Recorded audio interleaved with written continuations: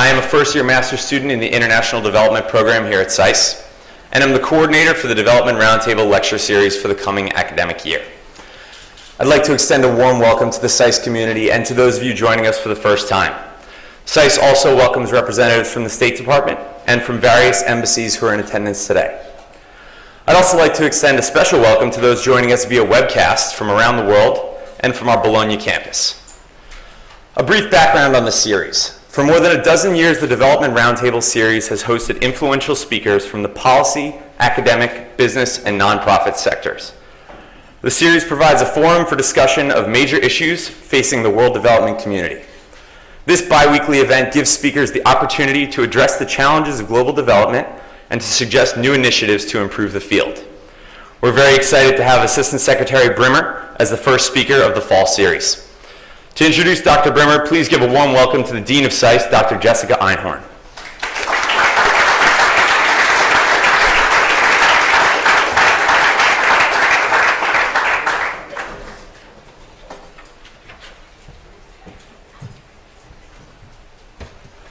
Well, I'm Jessica Einhorn, and I'm the Dean of SAIS, and I want to welcome our students, our faculty, the honored guests that we have here today, and also the special friends of Julia Bachleitner who are here.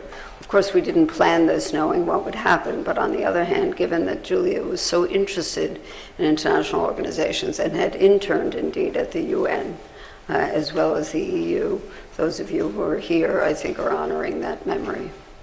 It's a huge personal pleasure to welcome back to SAIS Dr. Esther Brimmer, who for many years was Deputy Director and Director of Research for the Transatlantic Center here at SAIS. Dr. Brimmer, I have to say Esther to me, was such an esteemed and active participant in our community that I had to remind myself that our present students and some of you guests would need to be introduced to her. For so many others, she's a former teacher or a colleague, and of course still a friend. Dr. Brimmer set out on her life of active engagement through her passion for learning and scholarship. After graduating from Pomona College in California, she earned her doctorate from Oxford University, and her specialization was transatlantic political and security affairs. In March 2009, Dr. Brimmer was nominated by President Obama to serve as Assistant Secretary of State for International Organizations. She was quickly confirmed by the United States Senate, not always the case, as you know, and took leadership of the Bureau, which strives to advance U.S. interests through the international organizations in areas including human rights, peacekeeping, food security, humanitarian relief, and climate change. For a president and a secretary of state, both of whom campaigned on a foreign policy which featured multilateralism as a crucial element of effective foreign policy, this position was critically important. We are honored that Secretary Brimmer has come back to SAIS for the important speech during this very busy week before the UN General Assembly and the special conference opens next week. As you will witness in a moment, Dr. Brimmer is well prepared to take on the big responsibilities of the bureau she leads. Through teaching and research, she had mastered many of the subjects, and she was well prepared to learn quickly all that was new that was coming at her in this new position. Equally important, her career of engagement in the private sector at McKinsey with consulting to major corporations, as a legislative analyst at the House of Representatives, and 2 stints in the State Department, including in policy planning staff where she was a principal, she had superb preparation for a leading role in intra-governmental policymaking and diplomacy. Her speech today is aptly titled, "For the U.S., whether at the UN or beyond, it is indeed a world of transnational challenges." It's my pleasure to invite Secretary Brimmer back to our podium at SAIS.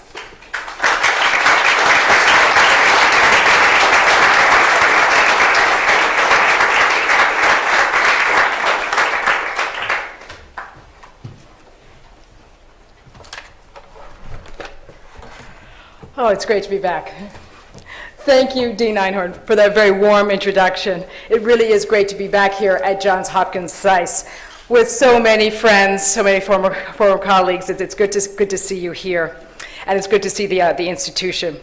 I'm truly grateful to Dean Einhorn, Felissa Kluvis, and the staff of the International Development and International Law and Organizations programs, and to their faculty for organizing this program and putting it together. Thank you. I'm also reminded, just coming back down Massachusetts Avenue, of the central role of this institution in creative thinking on foreign policy issues, both here in Washington and internationally. When Secretary Clinton was here last month, she articulated the U.S.'s longstanding commitment to global health issues, and she pointed out the important role of SAIS in the international field, something we already knew and something I can testify to. We have many SAIS graduates in the Department of State, particularly in my bureau, and I'm delighted that they are thriving. Of course, would encourage students to think about careers in the State Department in the future as well. But I also note that SAIS is a vibrant place because of its thoughtful and energetic students. And therefore, I do want to take a moment to acknowledge your loss. I'd like to extend my deepest condolences to the family and friends of Julia Bachleitner, who recently passed away. As Dean Einhorn noted, we are on the eve of the opening of the General Assembly, and I'm indeed honored to be here to talk about our work at the General Assembly and throughout the United Nations system. In a sense, it's an opportunity for us to take stock, to measure what's happened so far, and to look ahead. Over the past 18 months, the President has repositioned the United States internationally, both strengthening our security through security and concrete actions, and working to revitalize the multilateral system, giving hope to many around the globe. The United States is meeting challenges of our times by, in effect, rolling up our sleeves and embracing the responsibilities that the President had laid out last September when he was at the General Assembly, charging us to act boldly and collectively on behalf of justice and prosperity at home and abroad.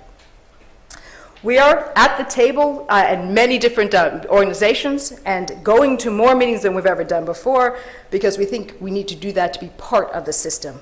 We're leading by example, as well as working with international partners, including the United Nations, to address a variety of transnational challenges. We know that working with international organizations is a fundamental part of diplomacy. International organizations are places to find common solutions to common problems. International organizations allow us and allow the international community to set global standards and to provide support to states to meet those standards. And international organizations enable us to rally support and response to pressing crises. Indeed, we note that the US and the UN and the international community came together at the UN to support the most recent crises in Haiti and Pakistan. And I should note that working with the international community and working with the United Nations in particular was an integral part of the US's own response to those crises in Haiti and Pakistan. And in each case, the Secretary of State attended a special session in New York at the UN to help rally support for these humanitarian crises. As the United States looks for common solutions, we are casting a wide net and working with many different partners. Yet I will stress that the United Nations remains the central institution in the web of many international organizations. But there are also important roles played by regional and other bodies as well. The United States is an active member of many international organizations, ranging from the Organization of American States all the way to the Asia-Pacific Economic Cooperation, known as APEC. And in fact, the United States will host the APEC Summit in Hawaii in 2011. But the United States is also reaching out to international organizations, including those in which we are not members, such as the African Union. The United States now has an ambassador accredited specifically to the African Union. And in August, the USAID signed its first ever long-term assistance agreement with the African Union. The U.S. also has a special envoy to the Organization of Islamic Conference, the OIC, and our engagement with the OIC has focused on issues that transcend borders, including health. And indeed, we are working with the OIC closely, along with the World Health Organization, UNICEF, and NGOs, to work on eradicating polio and also to advance maternal and child health. As we reach out to find partners to work with in international bodies, we are also engaging emerging economies in responsible global leadership. For example, working through the G20 to strengthen international economic cooperation and promote global economic recovery. President Obama has laid a foundation of multilateral engagement and global leadership in which America leads not by stepping outside the currents of global cooperation, but by guiding those currents in the direction of liberty and justice. This foundation is fully reflected in our priorities at the upcoming UN General Assembly, and these include non-proliferation efforts and disarmament, the promotion of peace and security, human rights and human security, the preservation of our planet and climate, improving the global economy, and advancing global development. And over the next few minutes, I'll preview our approaches to these different topics and suggest how we will focus some of our attention in the coming weeks at the UN General Assembly. As you well know, nuclear nonproliferation has been a central tenet of American foreign policy and is a central tenet of this administration's foreign policy. In April 2009 in Prague, President Obama announced his decision to press toward a goal of the world without nuclear weapons, recommitting the United States to this fundamental security goal. The goal was set with an understanding that the international community, not just the United States, faces nuclear proliferation of such scope and complexity that it demands strengthening and revitalizing the global nonproliferation and disarmament regime. In little over a year, the United States has been particularly active on this agenda. As you'll recall, last September, the President presided over the UN Security Council's adoption of Resolution 1887 on nuclear nonproliferation and nuclear disarmament, the first time a US President had actually chaired a session of the UN Security Council. This past April, the President signed the New START Treaty, which will further reduce the nuclear arsenals of the United States and Russia. Also in April, the President hosted the Nuclear Security Summit here in Washington, which brought together 47 nations and 3 international organizations to advance our goal of securing all vulnerable nuclear materials. And at the review conference for the Nonproliferation Treaty this May, progress was made on a core priority of the President, strengthening the NPT's international nonproliferation regime and the 3 pillars of the treaty: nonproliferation, disarmament, and peaceful uses of nuclear energy. In the coming weeks and months, the President will continue to advance America's commitment to seek peace and security through working in the area of nonproliferation, including pursuing the Fissile Material Cutoff Treaty and strengthening the International Atomic Energy Agency and the NPT treaty itself. Now, while progress has been made, we also focus on the issue of enforcement. One of the factors critical to realizing the President's goal of a nuclear-free world is compliance with international obligations and the need for consequences when agreements are violated. As the President said during his Nobel lecture, those regimes that break the rules must be held accountable. Sanctions must exact a real price. Intransigence must be met with increased pressure, and such pressure exists only when the world stands together as one. In this case, a few bad actors, particularly Iran and North Korea, remain defiant in their non-compliance and threaten international peace and security. That is why it is imperative that the international community join the US in holding Iran and North Korea accountable for violating their international obligations. Iran has repeatedly failed to live up to its own commitments and continues to violate its obligations under the UN Security Council resolutions, the NPT, and its IAEA Safeguards Agreement. It has also failed to address fundamental concerns related to its nuclear program.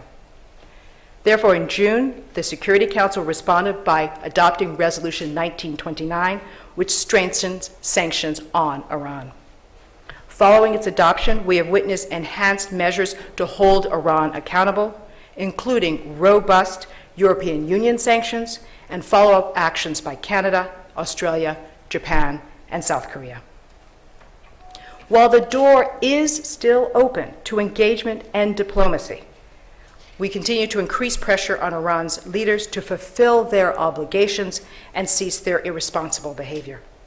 We are strongly urging states to join a growing international consensus to ensure that the sanctions that are associated with Resolution 1929 are fully implemented.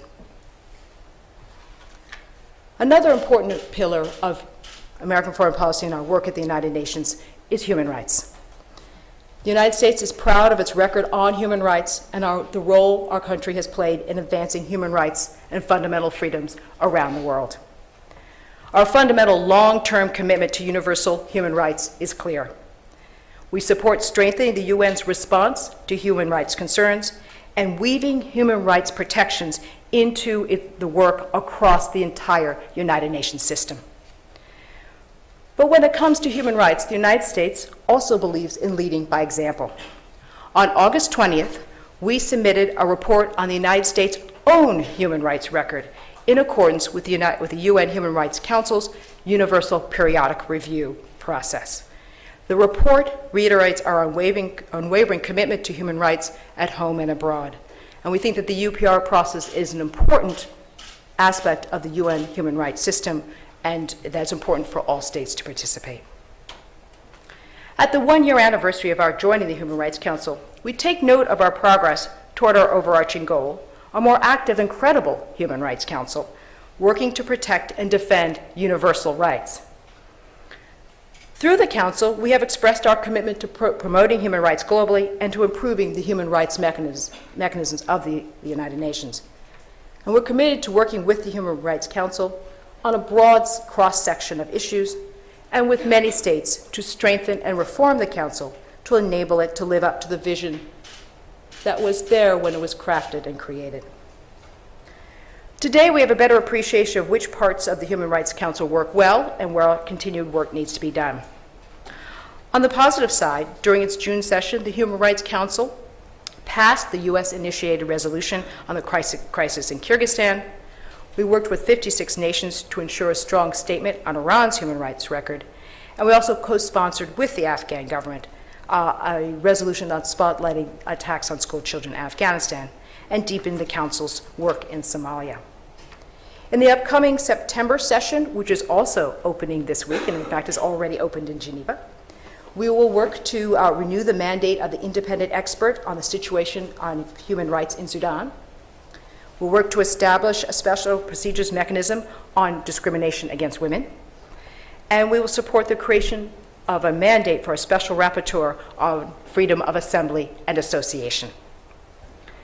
Now, indeed, recent work at the Human Rights Council builds on positive action from 2009, including the resolution on freedom of expression that brought together a wide range of countries, bridging some of the most persistent divisions on the Human Rights Council.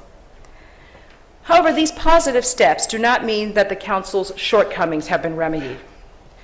Although we are actively engaged in the Human Rights Council, we will also be actively engaged in human rights issues at the General Assembly, including the General Assembly's own review of the Human Rights Council, which will occur in 2011, which is an opportunity to make the Council a more effective forum for addressing human rights concerns. In particular, we must remedy the Human Rights Council's ongoing biased and disproportionate focus on Israel. We also must continue to discourage the global community from electing unqualified candidates to the Council. Indeed, this year we succeeded through intense, sustained diplomacy in gaining broad support to prevent unqualified candidates, including Iran, from joining the Human Rights Council. Now, looking ahead to the General Assembly and beyond, both in the Third Committee at the General Assembly and at the Human Rights Council, we'll continue strong defense of human rights, emphasizing the importance of accountability, respect for human rights for all persons, including women and vulnerable groups, and the promotion of the rule of law. We'll also encourage the United Nations to prioritize and strengthen its human rights protection work and its protection of civilians as it responds to ongoing crisis situations. And indeed, the UN's peacekeeping and peace-building operations are a major focus of our work. Working with members of the Security Council and the broader UN membership, we will be working to strengthen UN peacekeeping operations and partnering with UN member states on peace building and peacekeeping issues, which will remain a key priority for the United States. Now, as you know, peace operations not only help move fragile states toward a more durable peace, but it's often the peacekeeping operations that are on the front lines of helping shield civilian populations from violence. As you know, there are over 100,000 peacekeepers around the world working on 15 different peacekeeping operations, often with very complex mandates.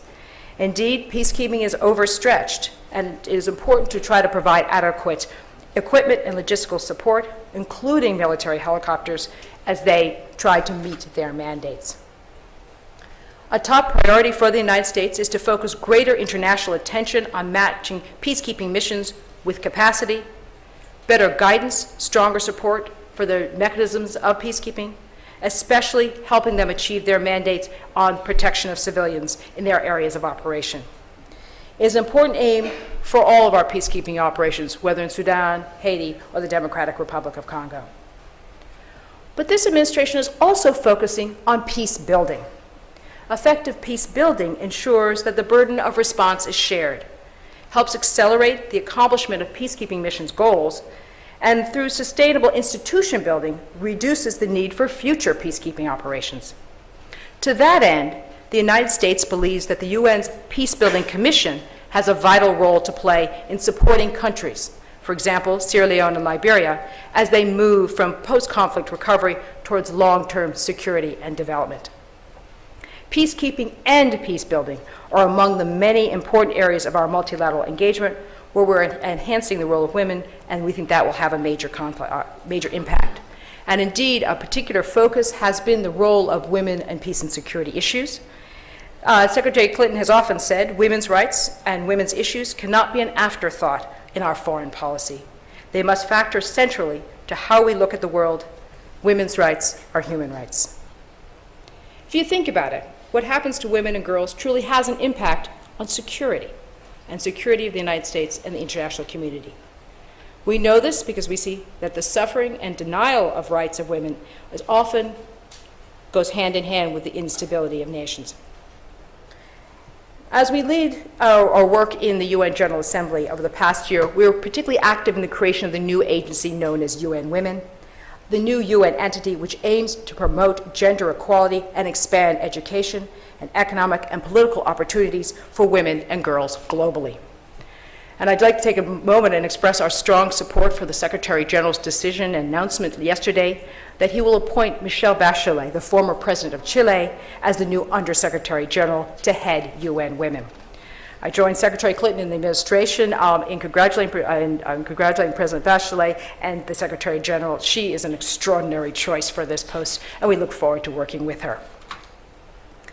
There's a lot of work to be done in this area, addressing the serious challenges facing women and girls, including mitigating the disproportionate impact of armed conflict on women, bringing women more effectively into peacekeeping and conflict resolution, and into peace-building processes, and combating sexual and gender-based violence. And indeed, the Secretary of State has been particularly active in this area. Indeed, as you know, she also hosted a session of the UN Security Council last year. Indeed, over the past decade, the United States has been a strong advocate of efforts to secure UN Security Council action in this area. And the Secretary chaired the session last September that created Resolution 1888, which created the Special Secretary General on sexual violence and conflict. That post is held by Margaret Wallstrom, and we are very happy to be working very closely with her and support her mission of addressing the challenge of gender-based violence in zones of conflict and her efforts to bring more attention and action and resources to this critical issue. This October also marks a historic juncture, the 10th anniversary of the adoption of the Security Council Resolution 1325 on women, peace, and security. Uganda, as the president of the Security Council in October, will be hosting a ministerial meeting on the implementation of the indicators of progress on this resolution, and we look forward to participating in that session. We know, of course, that there are also still serious gaps in the effectiveness and in the monitoring and reporting on women, peace, and security issues, and we look forward to working with our partners in the Security Council on improvements in this area. A major aspect of our work next week and throughout the General Assembly will be working on development issues. And as you know, next week's high-level sessions will begin with a high-level meeting on the Millennium Development Goals. And as you know, this administration has sought to elevate development as a core element of U.S. foreign policy. As Secretary Clinton has said, we advance our security, our prosperity, and our values by improving the material conditions of people's lives around the world. The upcoming General Assembly session and the high-level MDG, Millennium Development Goals, plenary, which will be immediately preceding this session, is a real opportunity to build on the President's commitment to development and to highlight America's approach to development issues. But we should take a moment as we mark the Millennium Development Goals to look at what progress has actually been made from the baseline year of 1990.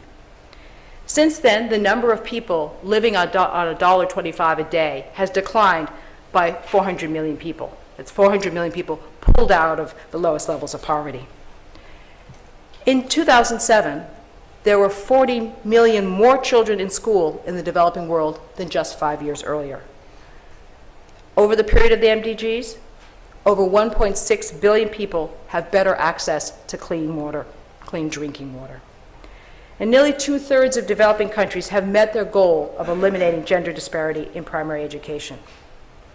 Looking at the health field, working particularly on HIV/AIDS prevention, treatment and care programs, AIDS-related mortality has decreased, and more people in low and middle-income countries are receiving antiretroviral treatment.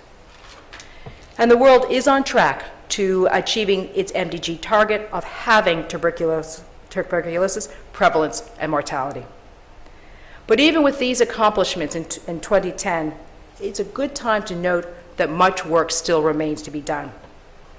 We know the road ahead is likely to be difficult, but we are determined to work across the international system to help meet the goals by 2015 and to help ensure that those goals are sustainable. As part of the U.S. contribution to these goals, the President has launched 2 initiatives related to the Millennium Development Goals, on global health and on food security.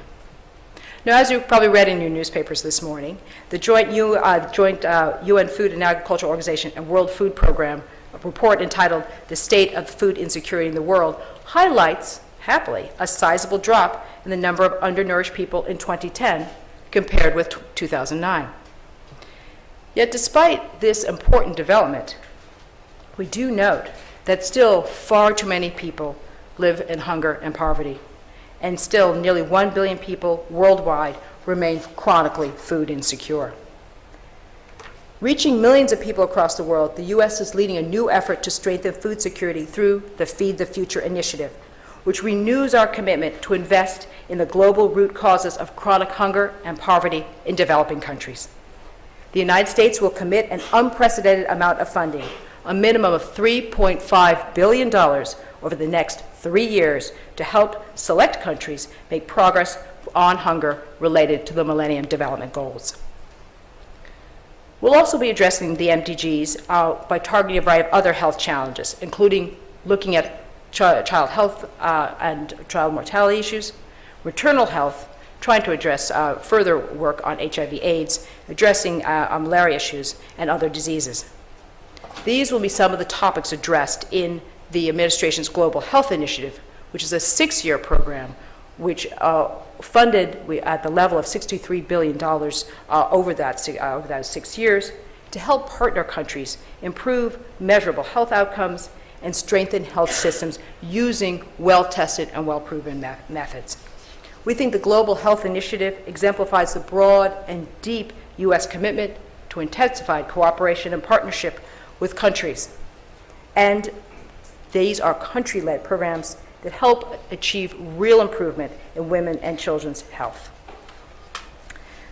So as we focus on the Millennium Development Goals, we'll focus on 4 key concepts: leveraging innovation, investing in sustainability, tracking development outcomes, not just the dollars of input, and enhancing and supporting the idea of mutual accountability. As I said, there's still a lot of work to be done as we work towards 2015, but the Millennium Development Goals will be an integral part of the United States' approach to international development issues. Now, that's an ambitious agenda for the multilateral system. But I think we also need to help strengthen the multilateral system in order to be ready to accomplish these goals. And therefore, at the General Assembly, we will also continue our work with member states to strengthen the UN itself to meet 21st century challenges.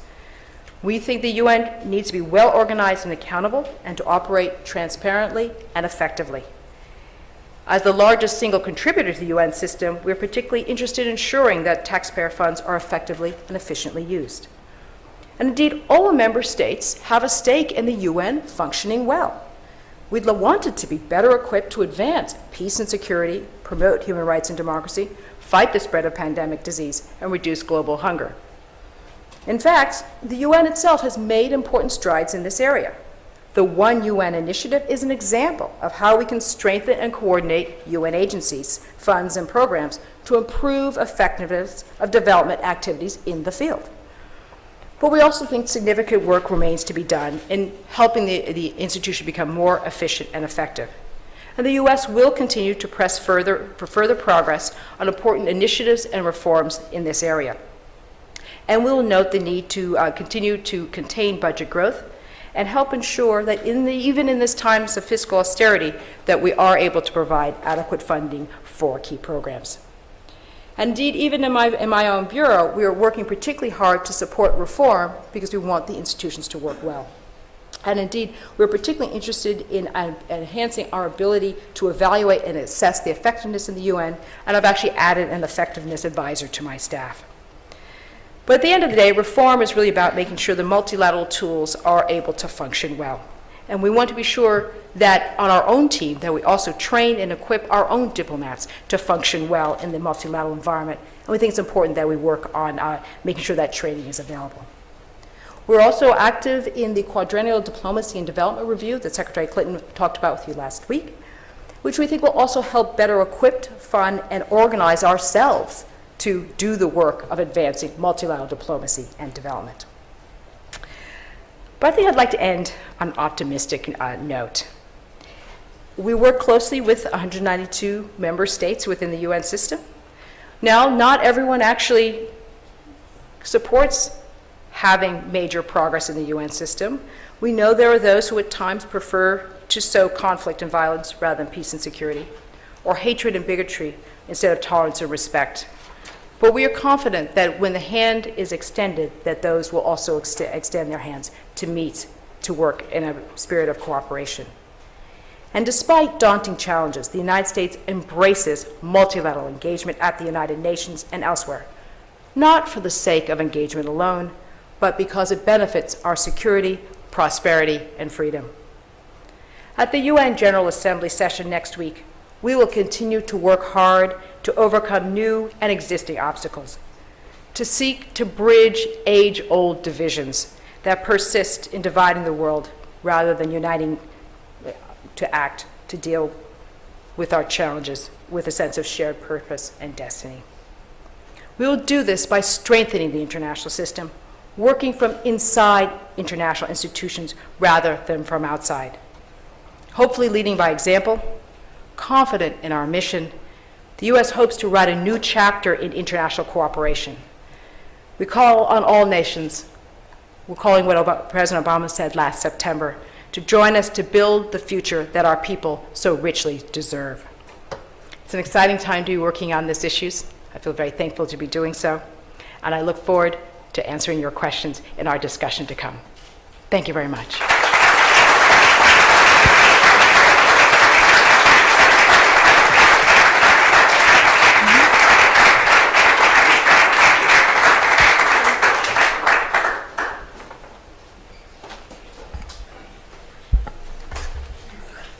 Thank you, Assistant Secretary Brimmer, for those insightful remarks. So the floor is now open for questions. Guidelines will be to please wait for the microphone before you begin your question, to please stand and state your name and affiliation, and to please keep to one question per person.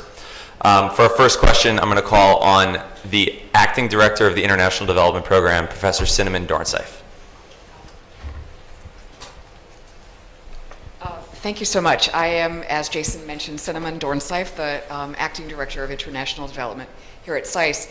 I very much appreciated your mentioning some very interesting initiatives in the realm of international development leading up to the high-level meeting on the MDGs next week. You also outlined a couple of exciting new initiatives that the Obama administration is undertaking, and I'm wondering, in outlining the policy objectives, namely leveraging innovations, sustainability, tracking outcomes, and mutual accountability, those four initiatives that you mentioned, what are some of the key challenges as you implement those policy goals? Thank you very much for the question. Indeed, I highlighted the four areas in which we'll be focusing our work on multilateral work on Millennium Development Goals. And I think if we look at each of those, that we talked about particularly trying to work on innovation. And one of the challenges is to make sure we gather good information about some of the most creative ideas about what works in development. And I think one of the really benefits of the high-level group has been is it occasioned solid research, something I know people here at SAIS appreciate. So the UN Development Program has done a major global survey and brought forth examples that have been useful models on which to follow. Many other organizations within the UN system have used the occasion of the high-level group to try to gather together best practices. And so we think drawing on that will be an important element to try to see what has worked in different places and what might work elsewhere. But that's always a challenge to see what is appropriate in one place, which elements can actually be translated to other places, because not all elements are necessarily translatable. But that idea of innovation and the idea that there are good models around the globe that we should try to pull on. And since we don't necessarily have to, you don't have to have the not invented here approach, one should look at good models wherever they may be found. Sustainability is also an important idea that because we're also trying to look at programs that aren't just for 2010 or 2011, but really help us through 2015 and beyond, and that's always an important aspect. And any policymaker knows that we tend sometimes to look just over the immediate horizon. We have to try to make sure we push to a longer-term approach. Measuring, looking particularly at outcomes is also important. It's often easier to track inputs, dollars, euros, whatever, and we also need to look at actually what was actually used, how it was actually used. And it's a different way of measuring than we often have, so that's also a challenge. But an important way of understanding what really matters is what's the effect in country, and that's what we should be looking at. And mutual accountability is also an important approach, that it's not an us and them, it's very much that countries as a whole together are approaching the challenges of development, and that there's an accountability to each other for overall global progress. And again, it's a different orientation in how we approach that. But those are some of the thinking behind those particular approaches. Thank you. Our next question will be from Professor Wedgwood of the International Law Program. Well, it's a great pleasure to have Secretary Brimmer, or Esther as we like to know her, back at the school. And she's been a great colleague, and I'm sure doing marvelous things in the government. Two impish questions. One has to do with the idea of a current debate, the responsibility of international organizations. There's actually a glimmer in the International Law Commission that international organizations should not have a sovereign immunity, that they should be financially responsible if they do things wrong, if they fail to protect, say, Srebrenica, Rwanda, when the troops ran away, or in this case in the Congo, where there's great concern about why peacekeepers didn't intervene in the rapes. What do you think, offhand, not as official policy, but just in your academic, speculative Esther Brimmer hat, about what should other people say about the thought of having this financial feedback loop for the UN, which every other organization has, pretty much. Even sovereign governments create torts claims processes so that there's an incentive to perform well, and same for peacekeepers who are not prosecuted when they misbehave even now. Second little question.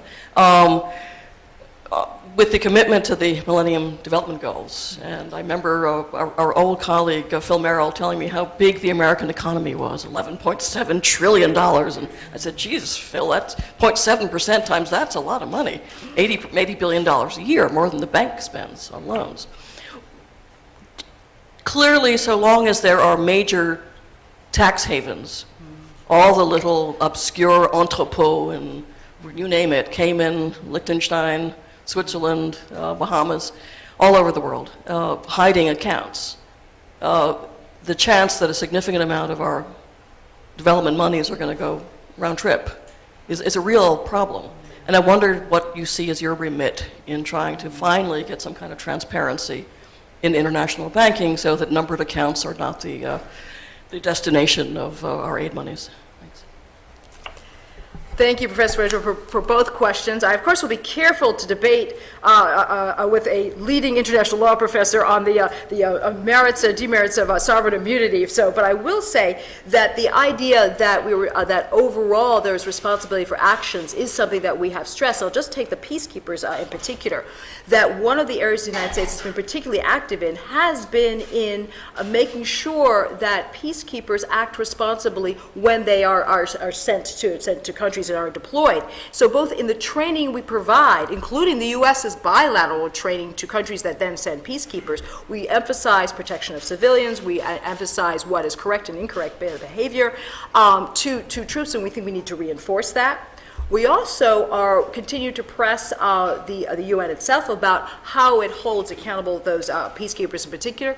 If peacekeepers are charged with the criminals, they are then removed and sent home, where they're then subject to national prosecution. And then one of the issues is countries following up on that. But we think that this is an important area, and we press for accountability of actions, and we also press for more information on what's seen, because we think member states need to take the behavior of peacekeepers in particular. But we also want to support them in terms of providing the training so they have the information available.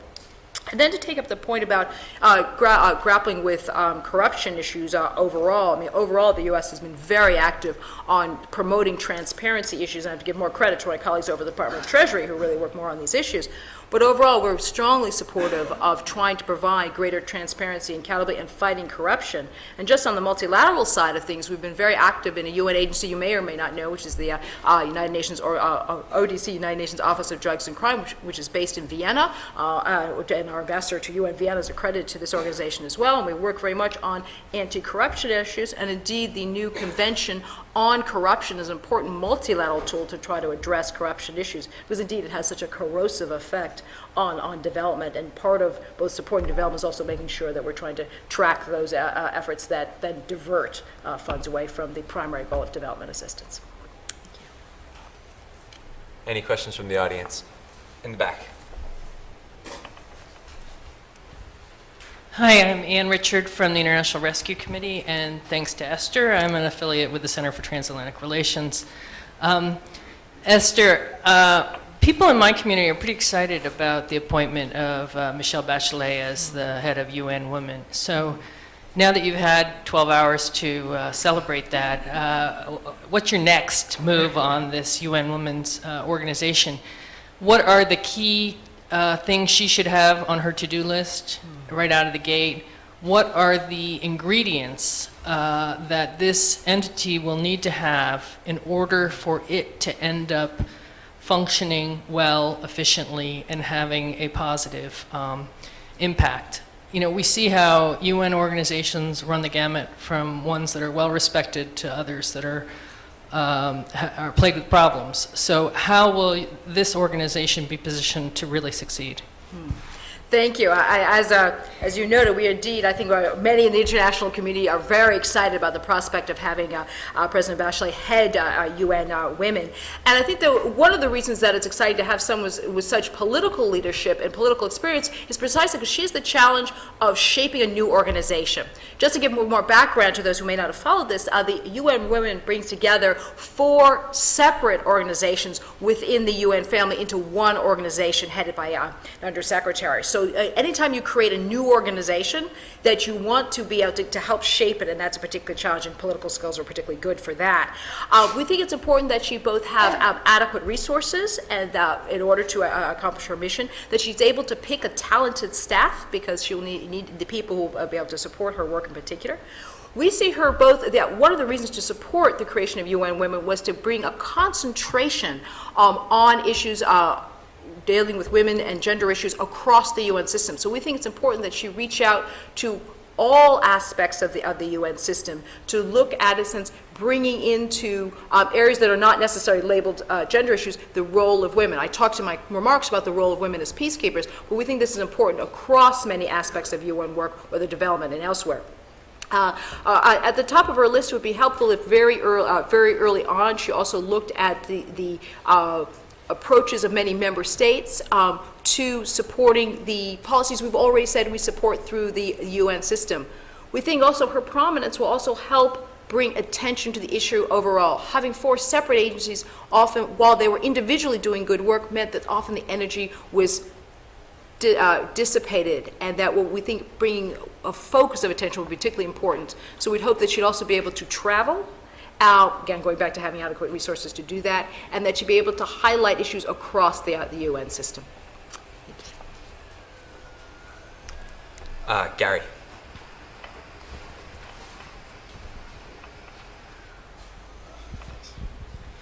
Secretary Brimmer, thank you for being here today. I just have a couple quick questions for you. As you implement these development goals, what challenges do you expect to face in relation to our domestic politics, namely Congress, and how do you plan to overcome some of those obstacles that they might throw in your way?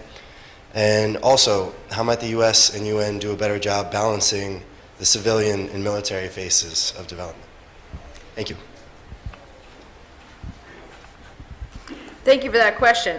First, one of the important elements of U.S. foreign policy since the Second World War has been support for international development in different phases and different guises over time, but we would hope to maintain strong domestic support for understanding that supporting international development is not only beneficial to the world at large, but also beneficial right here in the United States.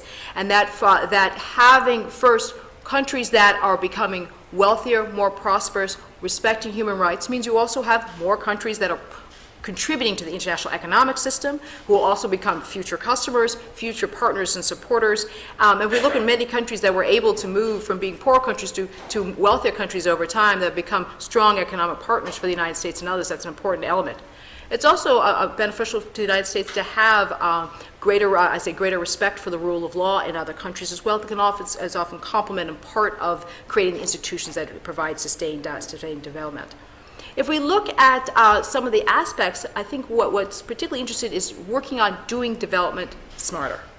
And that you see, as I talked about the role of looking at innovation, looking at what's worked, and trying to be creative, that means also looking at methods for evaluating states and for the commitment of both of donors and recipients to innovation. And I would note that the work of the Millennium Challenge Corporation, which is one of the arms of U.S. development policy, which particularly works with states that qualified for particular programs. And we think some of the programs there are particularly innovative, and the work that states undertake to be part of that program actually contributes to their long-term development. It's one of the tools that's appropriate in some situations.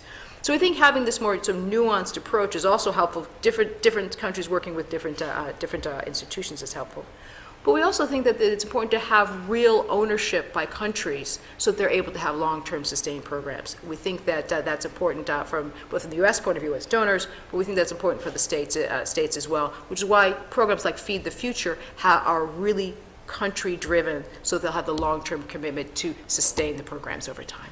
Thank you. Take a question from the young lady in the shirt in the back.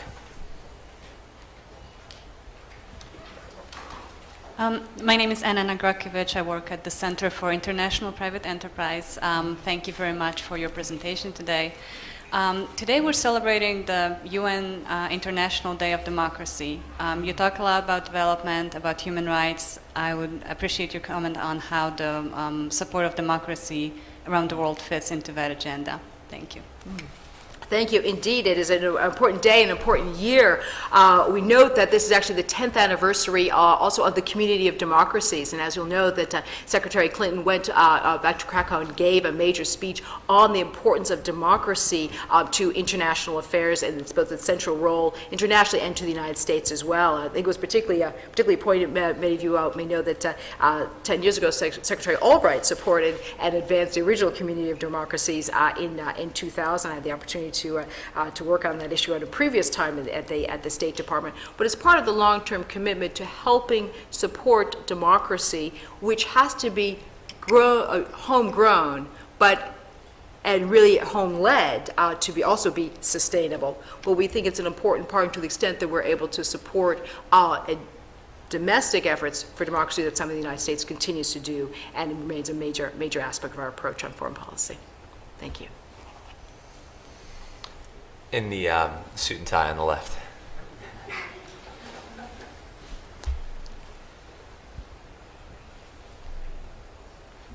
Yeah, the suit and tie, that must be a diplomat. Don't have to wear a suit and tie. Don't have to wear a tie. Okay, Robert Drayson from the Embassy of the Netherlands. Yes. Thank you very much, Assistant Secretary Brimmer, for your excellent presentation. And well, my country, for one, is very excited and looking forward to work with the United States on so many of the initiatives that you pointed out. One maybe a bit awkward question I would like to ask you, if I may, is where does the United States stand at present as to the important issue of reform of the Security Council itself? Thank you.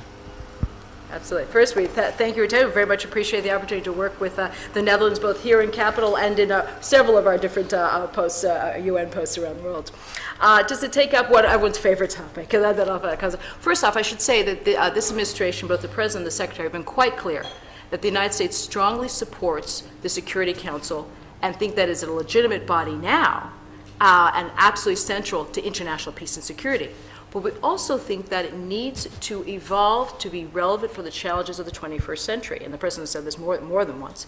And the United States has said that it would support a modest expansion of the Security Council, but it's absolutely crucial that the Council remain an efficient and effective body. We think that whichever countries may sometime in the future be on the Security Council are absolutely fundamentally committed to long-term peace and security issues, and that member states keep this in mind as they address thinking about the Security Council. Thank you. And I think we have time for one last question, and it'll be the gentleman up here in the front row. Probably talk loud enough, But please wait for the mic. We have people on the webcast. Hi, I'm Terry Hauptman, Director of the Conflict Management Program, and let me join my colleagues in welcoming you back, Esther. Only having been here a couple of years, but it's been a pleasure to work with you as a colleague in a number of different capacities. I'd like to ask you a question about what you said about human rights and about U.S. policy on human rights. I think you made a very important point, and the administration of the State Department particularly has made a very strong case for the universality of human rights and that they're not simply a subject of cultural relativism.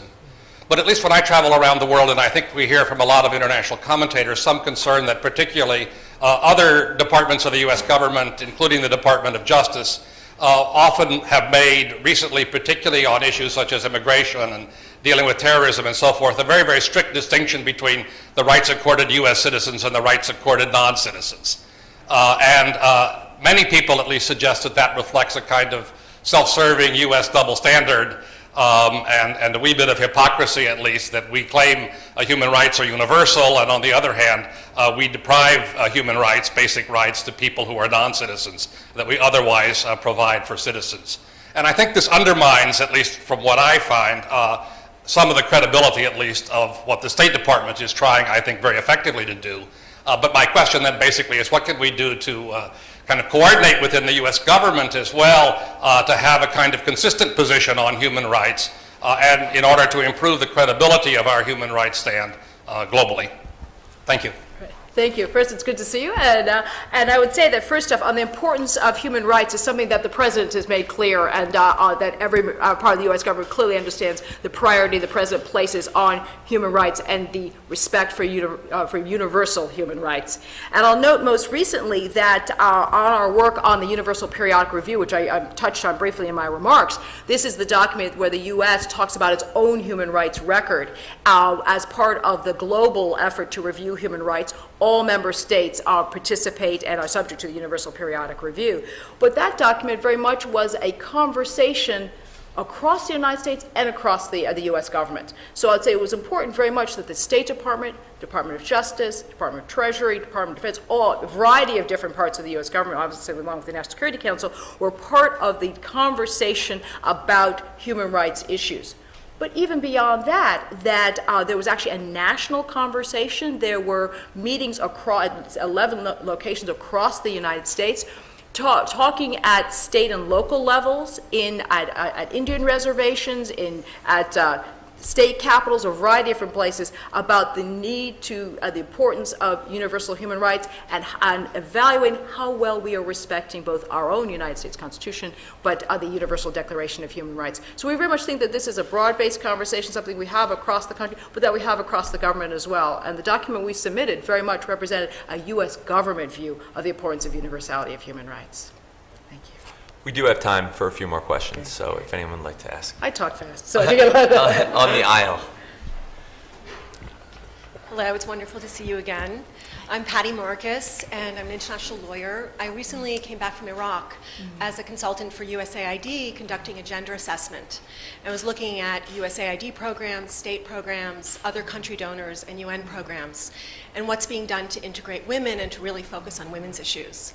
And certainly this administration, I know what a high commitment it is, yet in the field there is a disconnect as far as really implementing I think what the intentions are, and really as far as getting out and really being in the field, especially dealing with FGM and abuse and a whole host of things, just access to economic situations. So I'm wondering what is being done, or if there is a level of awareness as out in the field, what a high level of disconnect there is in certain countries and in certain areas.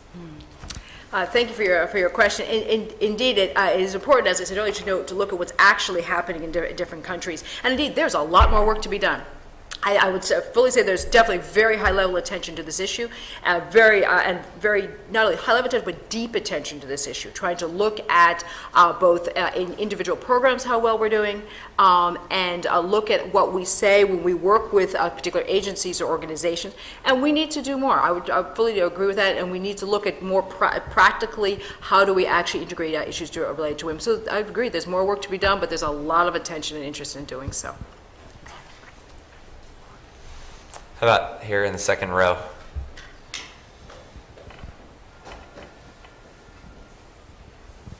Hi, my name is Paige. I'm a Washington semester student at American University. As you're aware, there are many negative views put on the United Nations, especially considering it almost useless, considering that it does not have enough force to force any countries to actually do anything in regards to human rights and other areas, along with the fact that there are opinions that it's still based in the world of 1945. What do you say in regards to those views? First off, I will say that while I tend to use the term United Nations, and we'll talk in that term, we should also remember the United Nations is as good as the member states want to make it.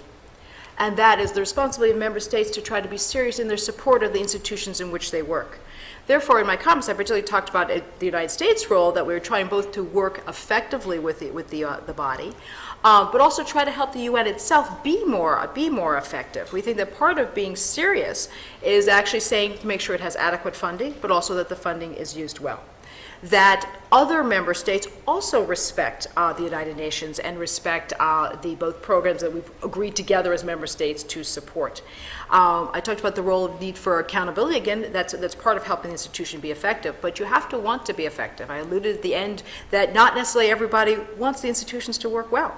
That there are those who benefit from lack of coordination response, who benefit from ineffective support for human rights, and that we also have to say to those who actually are benefiting from disorder that we want to use those institutions better and more creatively to support greater international norms and order. And that's in New York at the Security Council, the General Assembly, Geneva, at the Human Rights Council, and a variety of parts of the UN system. Thank you. Next question on my right side. Thanks. Brett Schaefer with the Heritage Foundation. You mentioned two different things in your presentation, which I thought were interesting. I wish you would elaborate a little bit on them. One is your effort on the UN Human Rights Council to improve membership and to stop the de-emphasis or the disproportionate focus on Israel. And I was wondering if you could elaborate on what exactly you're proposing to do about that, to address those two issues. And I say that in light of the mandatory review of the council that comes up next year. The second issue was pressing for reforms to improve accountability and transparency in the United Nations. What specific proposals are you making this session of the General Assembly to advance accountability, transparency? And I think that is especially pressing considering the end of assignment report by Ms. Elenius, the former Undersecretary for OIOS. Thank you. A reminder to the audience to please keep to one question in the future. Thanks. Thank you for both questions. On the Human Rights Council, indeed, we have said since we are both, when we ran for a seat and subsequently, we think that states voting on members of the Human Rights Council, just to clarify, the Human Rights Council has 47 members. It means it's not the entire membership of the United Nations. It's voted on by the entire membership, but it's 47 members. Therefore, countries make choices about whom they support for seats on the council. At times, countries do run unopposed. We actually encourage competitive races so that states actually do have a choice. But we think countries should talk about their human rights records, and that countries that are voting on them should take that into consideration. We thought that was an important factor this year. We think it was important that member states did not support Iran for a seat on the Human Rights Council this year, and that member states understood their responsibility to look seriously at the human rights record of a country before doing that. That doesn't always happen, but sometimes it does. We want to encourage more responsible voting behavior.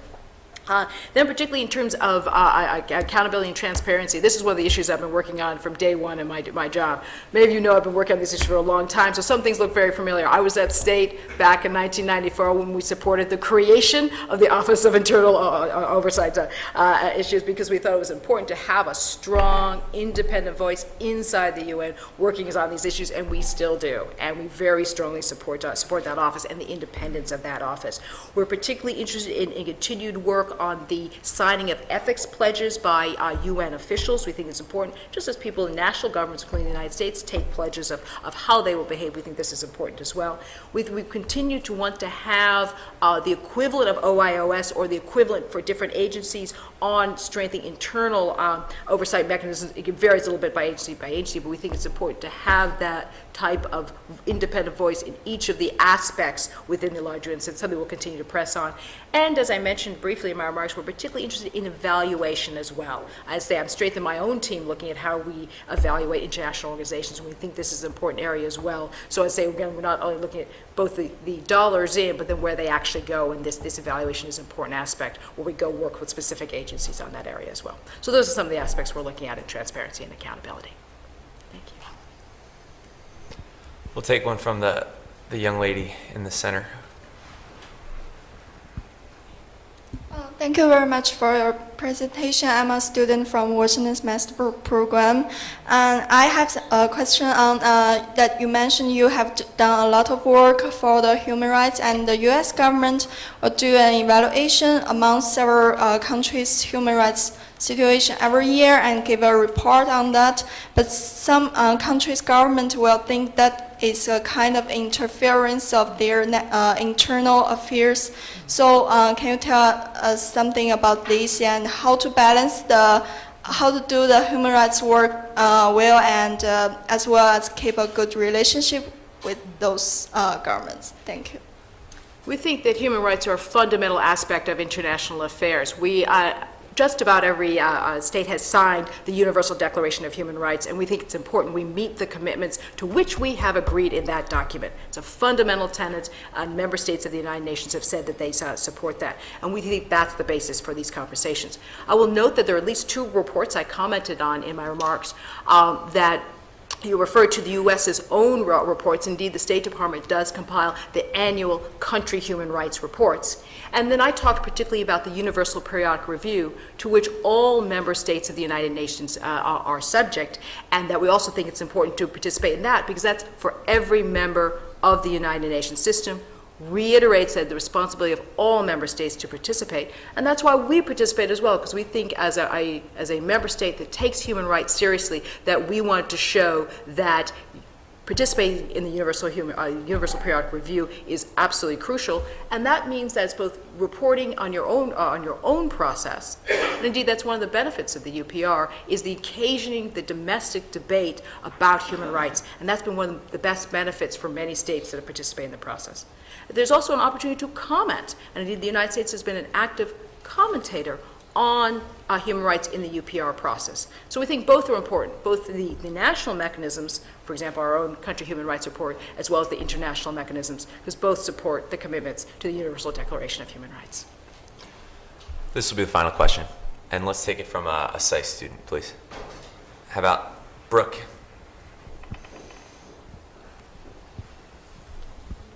Hi, I'm Brooke Adam, a student at SAIS, and I wanted to also thank you for your very interesting comments and presentation. I wanted to ask about as we look at rationalizing aid both in the US government and in international organizations, about goal setting and the Millennium Development Goals, particularly in relation to the goal on hunger and poverty. I think in that report you mentioned earlier, there was a finding not only that hunger had declined in 2010, but this was the first reduction since 2000. So we're really, in no situation is the development goal for hunger and poverty an achievable one, especially for Africa. And is it worthwhile to go forward for another 5 years with this goal as a target that is fixed and publicly praised, but privately acknowledged as unachievable? As I mentioned in my remarks, first off, that we do note the recent report from FAO and WFP on the reduction of hunger between 2010 and 2000, which is good news. But as I also mentioned, that unfortunately we have to acknowledge the larger picture of over 1 billion people still being in danger of hunger and lack of food security.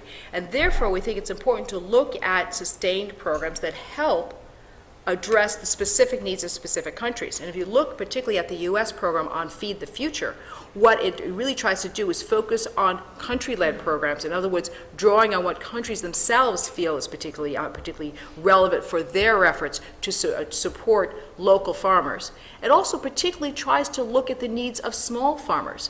As the Secretary has often said when talking about the Feed the Future, in sub-Saharan Africa, 70% of the farmers are women. And it's important to try to help support them, and small farms help them produce more effectively.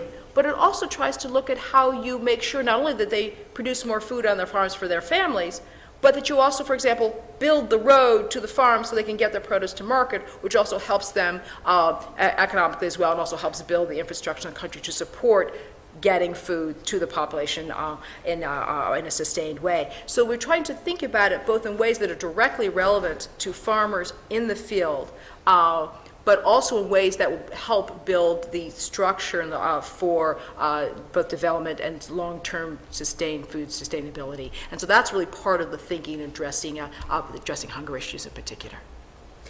Okay, this concludes the Development Roundtable for the fall season, for the first event. We invite you all to our next event next Friday. It will be Dr. Daniel Kaufman, an expert on corruption and governance, speaking at 12:30 p.m. And let's please give a warm round of applause to Dr. Brimmer for coming. Thank you.